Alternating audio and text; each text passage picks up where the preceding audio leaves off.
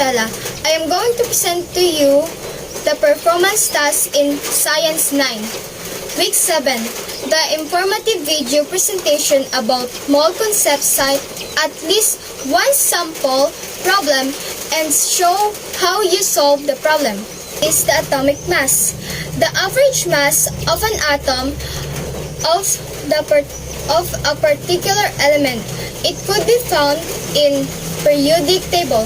Example: atomic masses of lithium is 6.9 AMU.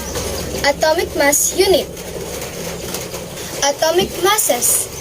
Each element has a different mass, vary based on a number of subatomic atomic particles present. The mass of one atom is very small, so it has a special unit used to describe it.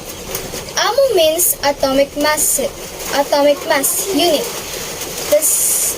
The masses of all elements are compared on relative scale.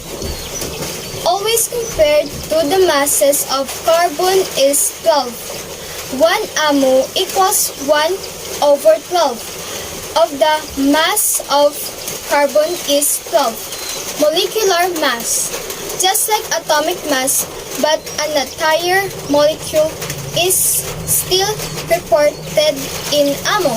Example: find the molecular mass of H2SO4. We can find on the periodic table, so hydrogen has 1.01 grams per mole. So we have 2 hydrogen multiply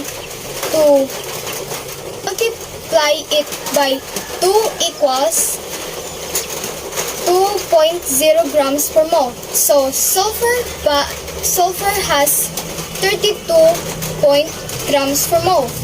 Then oxygen has 16.0 grams per mole. But oxygen has 4 atoms. It's to multiply, so 4 times 16 equals 64.0. After we identify the grams, we need to add hydrogen.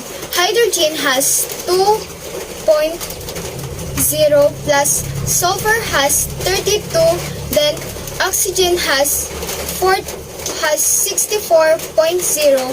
The total is 98.1 atom molecular unit. Example to try. Find the molar mass. NH3 equals.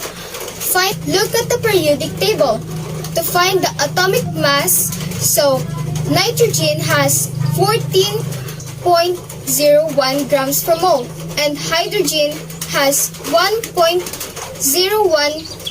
grams per mole. After that, we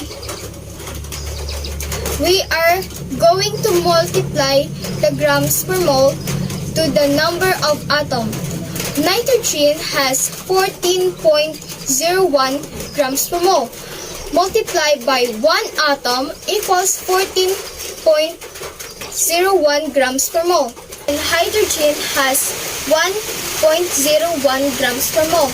Multiplied by 3 atoms of hydrogen equals 3.01 grams per mole.